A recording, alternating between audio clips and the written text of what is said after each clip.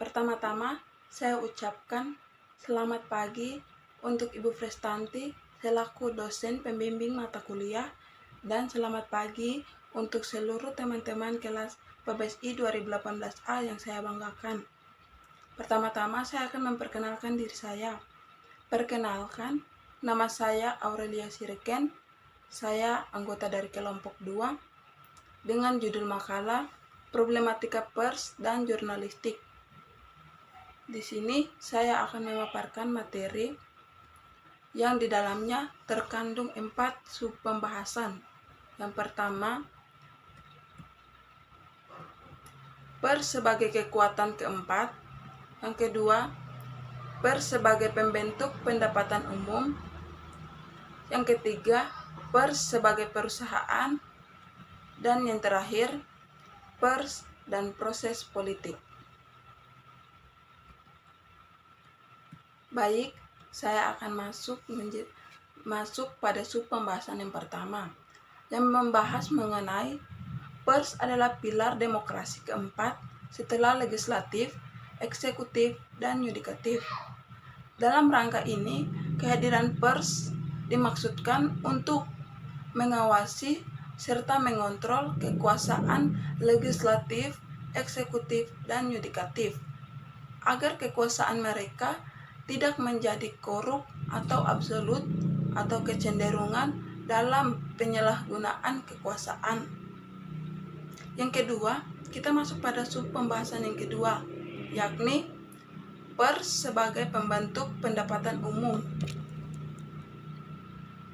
yang membahas mengenai fungsi utama pers dalam pembentukan pendapatan umum adalah menaikkan, menurunkan, mengharapkan melalui laporan mereka tentang peristiwa.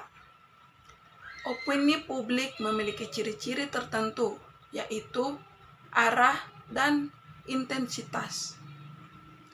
Ciri-ciri ini menyangkut opini publik tentang tokoh politik, biasanya pejabat pemerintahan dan kandidat pemerintahan, partai, dan peristiwa. Opini publik terbentuk dari opini pribadi dan kemudian menjadi sebuah opini umum dan mewakili waktu yang bertahan cukup lama. Yang berikutnya kita masuk pada sub pembahasan yang ketiga, menyangkut pers sebagai perusahaan. Di dalamnya membahas mengenai istilah pers atau pers berasal dari istilah Latin yaitu pressus, yang artinya adalah tekanan, tertekan, terhimpit, padat. Pada ensiklopedia politik menjelaskan mengenai pers dalam kosakata Indonesia berasal dari bahasa Belanda yang mempunyai arti sama dengan bahasa Inggris pers sebagai sebutan untuk alat cetak. Keberadaan pers dari terjemahan istilah ini pada umumnya adalah sebagai media penghimpit atau penekan dalam masyarakat. Makna lebih tegasnya adalah dalam fungsi sebagai kontrol sosial. Dalam Ensiklopedia Nasional Indonesia menjelaskan mengenai pengertian pers, yaitu dibedakan dalam 2 arti. Pers dalam arti luas adalah media tercetak atau elektronik yang menyampaikan laporan dalam bentuk fakta, pendapat, usulan, dan gambar kepada masyarakat luas secara reguler. Laporan yang dimaksud adalah setelah melalui proses mulai dari pengumpulan bahan sampai dengan penyiaraannya. Dalam pengertian sempit atau terbatas, pers adalah media tercetak seperti surat kabar harian, surat kabar mingguan, majalah, dan buletin. Sedangkan media elektronik meliputi radio, film, dan televisi. Dalam Undang-Undang Nomor 40 Tahun 1999 tentang pers, yang dimaksudkan dengan pers ialah lembaga sosial dan wahana komunikasi massa yang melaksanakan kegiatan jurnalistik meliputi mencari, memperoleh, memiliki, menyimpan, mengolah, dan menyampaikan informasi baik dalam bentuk tulisan, surat, gambar, surat, dan serta data dan grafik maupun bentuk lainnya dengan menggunakan media cetak, media elektronik, dan segala jenis salurannya yang tersedia. Dalam Kamus Lengkap Bahasa Indonesia, kata pers diidentifikasikan sebagai usaha percetakan dan penerbitan orang yang bergerak dalam penyiaran berita,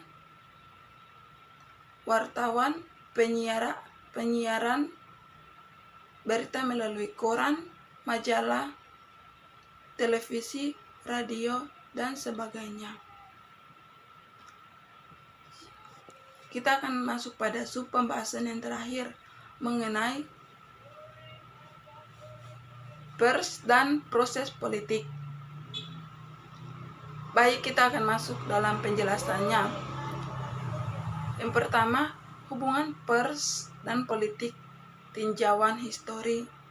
Pada era reformasi saat ini, ada fenomena yang menarik kaitannya politik dan pers. Banyak wartawan ikut serta terjun ke dunia politik. Para wartawan kini bukan hanya memberikan pendidikan politik, mereka juga ingin menjadi balon atau bekal calon yang ingin memimpin dan menjadi pemimpin.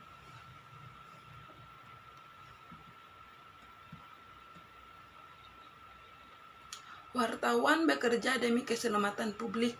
Ia tidak boleh gampang was-was berpihak pada urusan selain berita.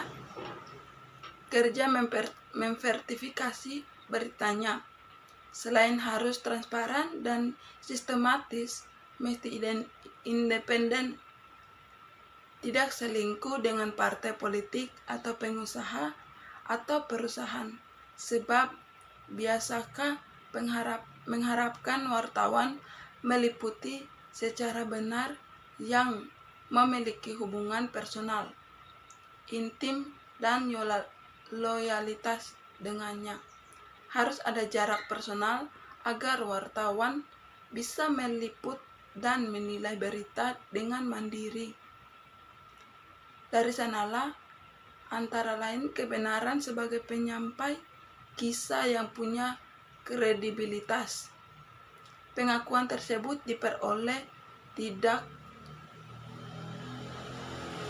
tetapi secara berulang-ulang terus-menerus diupayakan melalui berbagai kode konfesi kebenaran yang layak dipercaya khalayak umum. Pers negatif dan positif. Tak kala reformasi berhembus dengan kencang, koridor demokrasi pun perlahan tetapi pasti mulai terkuak. Ruang publik yang sebelumnya penuh dengan jaringan laba-laba kekuasaan yang setiap saat bisa membelenggu kebebasan pers Indonesia. Suara-suara alternatif yang sekian lama mengendap di balik bilik kebisuan publik tiba-tiba menyeruak seperti burung yang lepas dari sangkarnya, terbang ke sana kemari. Kalau kita coba lukiskan perkembangan pers Indonesia akhir-akhir ini, paling tidak ada beberapa hal penting yang menunjukkan perubahan wajah pers pasca Soeharto pertama.